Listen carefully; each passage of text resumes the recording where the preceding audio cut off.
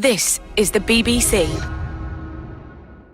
Hello, I'm Lauren Patterson, and before the comedy of the week quite literally splits your sides, I wanted to tell you about our brand new podcast, Ed and Lauren Get On. Each week, Ed Knight and I will be chatting about, well, everything from rubbish jobs to the conspicuous lack of foxes in Newcastle. I know it really is hard-hitting stuff. So if you like your comedy, like your foxes, bushy-tailed and scavenging from bins, then download Ed and Lauren Get On, subscribe on your favourite podcast app. It's the Comedy of the Week podcast with your host, Sindhu V.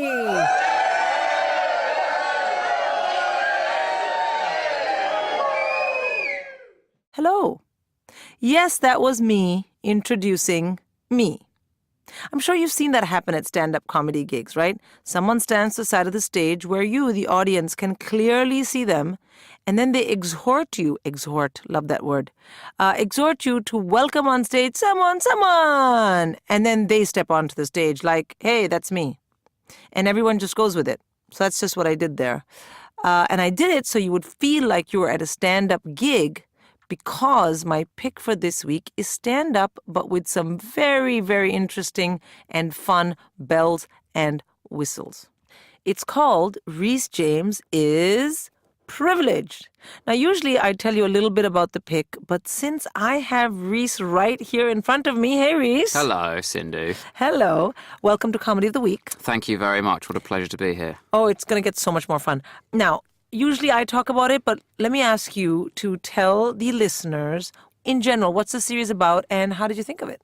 Well, the series is about me, and I thought of it because I am me, and you meant to write about what you know.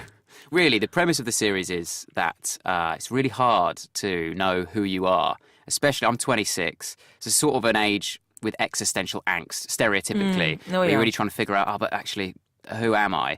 And instead of actually me trying to figure it out, I just thought I'd ask other people to tell me. So, for example, in episode 1, I interview my parents and ask them to tell me. And then episode 2, I interview a girl who was the subject of my teenage affection, which was not mutual. Oh, so it's not reciprocated? It was not reciprocal, no, not at all. I interview her, and then in episode 3, I actually get interviewed. So then we find out, oh, great. You know, what do I think potentially? But really, I'm just put to rights, really, for the stuff I've been saying and my hypocrisy throughout the series. And then episode 4, there's no interview, but there are 2 letters. A letter I found that I'd written myself when I was 10 for 15 years in the future as a task at school. And then another letter I write to myself another 15 years in the future of my sort of worries now. Basically, it's really expensive to get therapy. Whereas if I just say stuff out loud on a stage, then you can call it a job. That's right. And also you can see if people really care. Yes. Yes, you can, unfortunately. Exactly. That's right. Okay, good. Well, without further ado, ladies and gentlemen, we present to you Rhys James Is Privileged.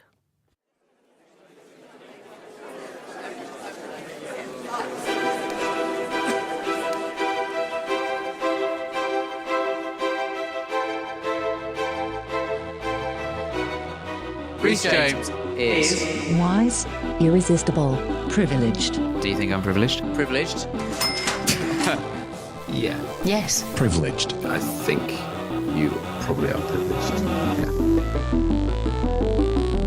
In this episode, I'm going to attempt my dad's accent, by the way, just to warn you up top. The reason I'm warning you is just I don't want any listeners or anything writing in calling me xenophobic. You know, it is one of the white accents. I do want a career. But just so you know, it's going to happen. So I'm privileged, but I mean, it's not all good. I mean, there's a backlash coming, you know, like I'm a white man, which means that a lot of people hate me these days. But I'm a white man, so it doesn't matter. It's literally fine. I'm not just a white man, by the way. I'm a young, white, middle-class, straight man. In the game of life, that is what's known as a royal flush, all right? I hit the jackpot. I got lucky as shit. So everyone thinks my life is easy, but that's because they don't know my struggle, okay? They don't know my day-to-day, the shit I have to put up with on a daily basis. Do you know how often I'm sat in a coffee shop and someone asks me to watch their laptop for them? Just let me live my life!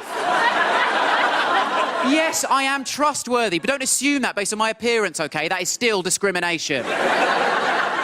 problem I got with being those 5 things is I'm also a comedian. That's the hard part, right? Because you're constantly told art comes from pain. To make art, you have to experience pain along the way and use it later to make great art. But I don't know the meaning of the word pain. I've never experienced any true pain. First time I even saw the word pain, it was just the French for bread. I don't know shit. I've experienced nothing. When I was 15, right, my parents separated, giving me a fighting chance of a prosperous career as an artist. And then when I was 16, they got back together, cruelly snatching it away from me. I interviewed my parents recently, right? I did an interview for this show. I'd like to play you some clips. It's an interesting, fascinating thing to do, right? Because I got to find out all this stuff, like how they perceived me when I was a kid, right? I found out that they knew that I had star quality. They were so confident. Honestly, they truly believed that I was going to be a star. Listen to this. Did you always think I'd do something like this? No. In unison. Like they'd rehearsed it. Even now, I go, I can't believe it. They're all next door, you know. Can't believe it's Rhys who's a comedian. When he was growing up, you know, he would never even look me in the eye when he came round to get the key because he'd locked himself out. It's bullshit. I was hot property as a kid. Everyone wanted a piece of me. Did you ever have any girls around here or anything? No. No. Yeah, because I was going to theirs. OK. I was trying to think recently, what's the worst thing that happened in my childhood? See if I could use that for any hardship, any pain or anything. And the worst thing that happened to me in my entire childhood is my cat died. Right, let's think of the privilege involved in that for a second, right? The worst thing that happened to me for 18 years is the animal I owned for fun died, and then I got a bit sad. And now I honour her memory by making her date of birth the passcode to my iPad. Zzz. Right, that's so much privilege. Yes, I've got 2 iPads, one for holidays. I don't want to get sand in the main one, OK? And yes, admittedly, saying that's the worst thing that happened in that time is a bit harsh on my granddad. But I saw him, what, twice a year? I saw my cat every day, and she didn't have a questionable nickname for the corner shop. I'm at the age now, right, where my parents no longer give me presents for Christmas, right? They just give me money. But I can't give them money, because that's weird. And also, it would be less money, right? These guys, they're baby boomers. I can't compete with that. They've got disposable income coming out their arse. Probably. I'm not allowed in their room anymore. They've got a lot of cash. I can't receive a card full of cash from my mum and dad and hand back £2 like, oh, maybe if your generation hadn't crashed the housing market, you could have broken even. You know, that's rude. You're only not laughing because it's you. So I've got to buy my parents generic white parent presents. Every year I've got to get them the same thing. Got to get my mum bath stuff. That's what she wants every year, bath stuff. Just get me bath stuff, Rhys, just get me bath stuff. Got her a toaster. She didn't see the funny side. I'm not getting her bath stuff, OK? I refuse. You know why? I don't want her to be in the bath thinking of me, OK? I don't care if it's indirect. I will not be the reason my mum is having a nice bath. That is too far. She gets me money, my mum. She gets me cash, wedge, bicker, bunts, the Queen's greens. Right? She gets me money. But she wants to give me something to open, right? Something to unwrap on Christmas Day, so that while I'm unwrapping it, she can explain that she's kept the receipt, and if I don't like it, I can take it back. I'm like, thanks, Mum. You have bought me an errand. What's for Christmas this year? Oh, a trip to Top Man. Same as last year. Thank you.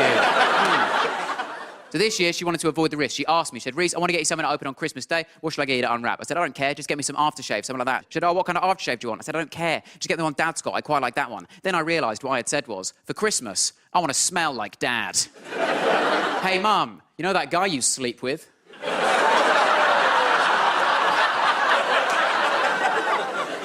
You know that scent he wears to seduce you? Get me that, please, baby. Here's your bath stuff. Merry Christmas. OK, I didn't have sex with my mum. It's a comedy show. Relax, everyone, all right? These are jokes, not documentaries. We're fine. She might be fit. You don't know her. I mean, you might know her. She's a bit of a slag. No, come on. It's fine. She's not here. She's out there on the street where she belongs. Oh, what a shame. What a shame for me to say that then. She's been so supportive my whole life. She said, Rhys, chase your dream at all costs. Whatever it takes, get there. Little did she know it was my dream to become a comedian and tell audiences that she is a prostitute. But, you know, it's her fault, you know. She's made her bed. Now she has sex with strangers in it for money. Guys, I can't stop. It's too hard to resist. Which is what he said, but it doesn't matter. Anyway, right. How old were you when you bought your first house? 29. 29? Something like that. How much did you pay for it? £19,000. Unbelievable. Which was less than my annual salary at the time. That's mad. So... do you think the point made about millennials having it harder are accurate? No. So I'm privileged, but I'm not own a house in London at 26 privileged. I still exist within reality. The goddamn baby boomers. I can see you in here, taunting me, here for free. You're posh, but you love a bargain, don't you? No, I'm not really angry. That's the trend, isn't it? That's the trend for my generation now, just being angry at the baby boomers. Incidentally, if you are in my generation and you're wondering what a baby boomer is, it's the couple who selfishly gave you life. Everyone's angry at the baby boomers, right? And I wanted to be angry so bad because everyone was furious. Everyone was taking these Guardian articles about how we got to be angry at the baby boomers because they made it hard for us to get on the property ladder. They were sharing it on their Facebook with their own caption that just said, "This, full stop." And I was jealous. I wanted to be one of those guys. I wanted to be angry at them. I wanted to be so angry. But I can't. It's too hypocritical. I can't be angry at the baby boomers making it hard for me to buy a house when two of the baby boomers let me live in their house for free for 24 years. I mean, obviously I benefited from it. Also, in like 40 years, I'm going to get that house. They're just going to give me that house. I mean, they could give it to my brother, but when they hit 75, I'm going to start putting in some hours. I wanted to be angry so bad. I really did. I wanted that to be my thing. I thought that could be my pain. That could be my hardship I can finally use. I took all the steps to be angry. I took all the steps. I did what the paper said. I went home and I screamed in my dad's face. I said, "Look at you, Dad, you baby boomer, you bastard. You got on the property ladder young, then you pulled that ladder up behind you and you left me and my generation down here to rot." And he was like, "Oh, sorry about that, mate."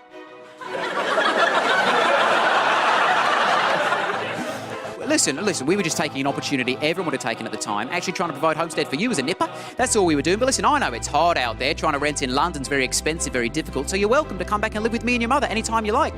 What a typical baby boomer. OK, you got to be your own man, you got to forge your own path, I understand that. But listen, I don't want you to be struggling. I'd much rather be safe in the knowledge that you were secure financially. So listen, I'm happy to transfer you some money, help you with bills and so forth. I was like, "You can't buy me, Dad." You'd like that, wouldn't you? You'd like to own me. Make it feel like I owe you something. You owe me something, thank you very much. You owe me something. Because not only am I in generation rent thanks to you, I'm stuck here in generation rent, renting for decades longer than you and Mum ever had to rent, you oligarch. OK, I'm not sure you know what that means. But listen, we don't have time to get into it now. Listen, it's a myth. Me and your mother, we rented for 10, 15 years before we got the money together for a deposit. These things take time and hard work and perseverance and dedication, OK? You're in your first year of renting. There's nothing to be ashamed of. It's just going to take a lot of hard work, a lot of perseverance. I was like, don't compare your plight to my plight, Dad, OK? My plight is far worse than your plight, thank you. Because not only am I in generation rent thanks to you, I'm also an artist, OK? I have to be of sound mind to create things, think up ideas, then go to work for 1 hour a day, 4 days a week on average, OK? And why do I do all of that? To make you proud. I'm proud of you, you know that. Of course I'm proud of you. You're chasing your dream, you're making it work. Your gigs sell out. Sometimes. You got to know that, Rhys. My pride for you at this stage is unconditional. I was like, fine. I don't care if you're proud of me or not. Never have. Stop talking about it on Facebook, please. Just my one chance, Dad, to finally have some hardship and some pain that I could put into a show, and you've taken that away from me too, haven't you? What a typical baby boomer move with your typical overly relaxed Italian attitude.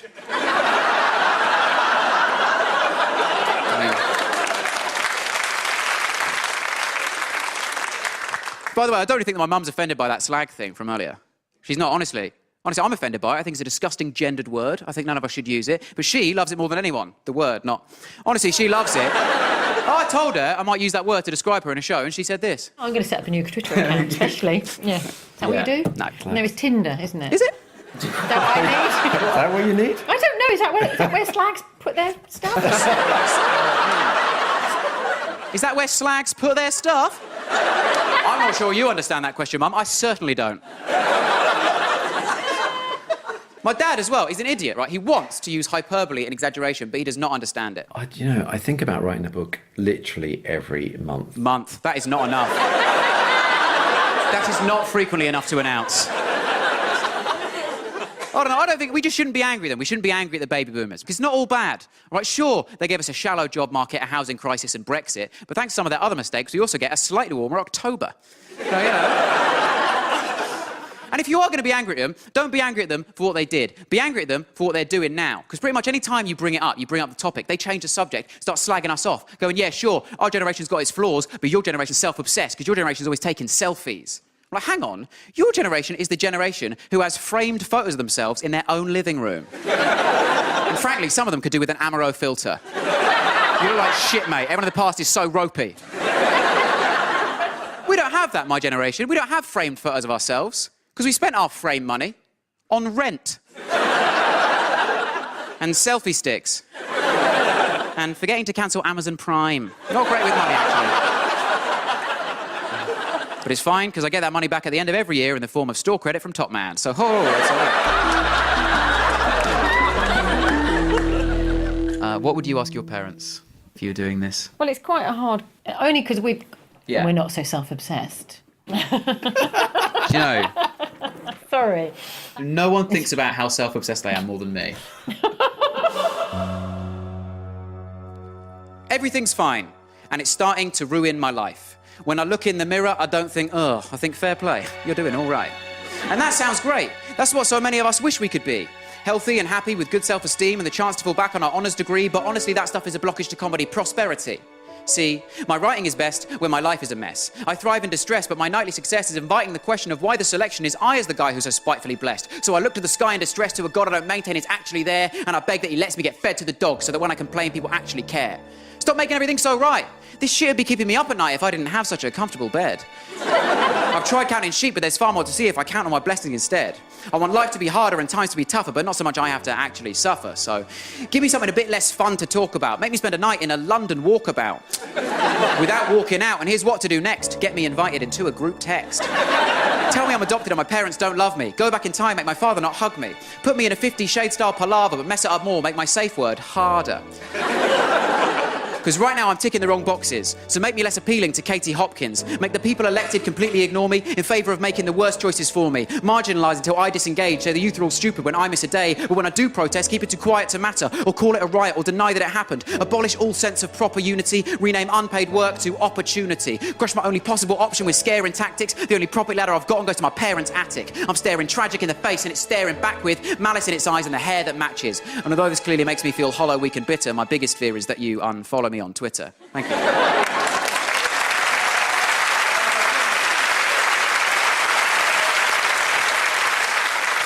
Do you know why you're called Rhys? Do you know where I got the name from? It's because there was a baby snatched in Neighbours.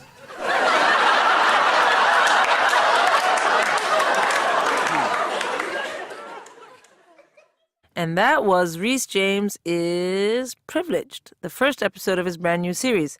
It starred Rhys's mom, who I loved, and dad, who I also liked. The music was by Steve Dunn, and the sound was by David Thomas. Produced by Carl Cooper, it was a BBC Studios production, written and performed by Rhys James, who is still here with us. Hello again. Hello. Couple of questions for you. Ready? Sure.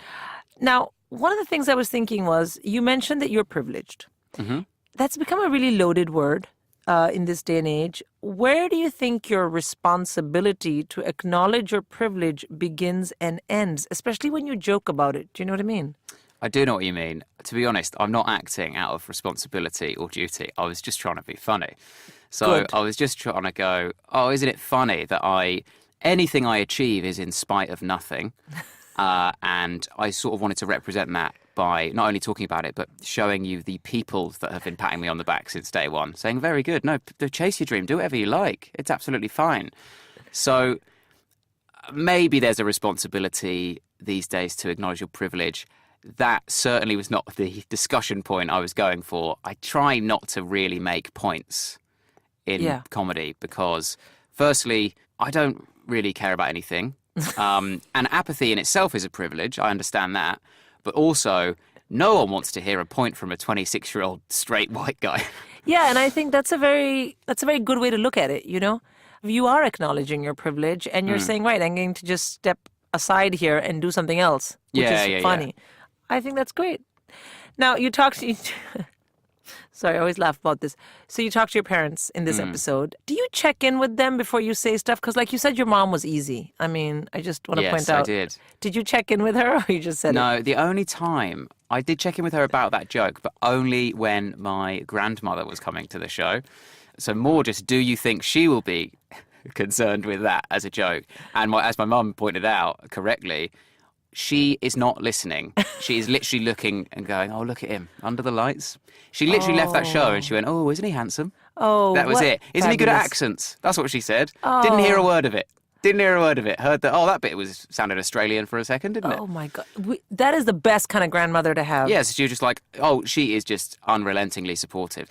Do you ever worry, though, that you might say something personal about someone and what will they think? I think they kind of are up for it. I think they quite like it. I mean, I'm really rude about them in this episode.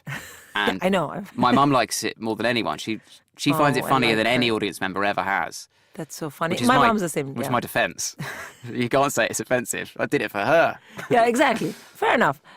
Now, you attempted your dad's accent in the show. What is the best accent you can do? Come on, tell me. I don't get offended, so go for it. Whatever Don't worry, is don't on your worry. mind. I wasn't going to go down. Well, actually, it's Chinese. No, it's I can do a Scouse accent, but only if I'm pretending to be Jamie Carragher, the ex-Liverpool player / pundit. So that would go something like, well, think about a team like Spurs. They've got a great spine with the Dele Allis, the Harry Kanes. They've got your Toby Alderweireld and your Hugo Lloris, but their wings, they're not too fantastic on the wings. That's why they've got to sign a player like Lucas Moura, like Heung-min Son's got to step up his game, and they've got to get those goals, but they've got to tighten up at the back as well. Oh my God, that was amazing. I have to say, I It's think like the rhythm. It's really fun. Yeah, It's really but also there's a satisfying. lot of very exaggerated lip movement. Yeah. Oh, yeah, I really go for it. Exactly. It's really, you're actually missing out. Listening to this, you're missing out I on know. so 70% of the impression. I have to say, I am having a much better time with that accent than anyone who's listening to this. I came to comedy quite late in my life. Right. For various reasons. You came to comedy quite early in your life. For various reasons. For yeah. various reasons. Now, tell me, when did you figure out that's what you wanted to do? I guess I longingly wanted to do it when I was probably 15. But I'd only knew stand-up from Yeah. TV. Yeah. And like even YouTube wasn't really No. big at that point. So and maybe it didn't even exist. I probably did. How old's YouTube? Well, it's 7 more years? than, no, it's more than 11 years old. Is it? Yeah. Okay.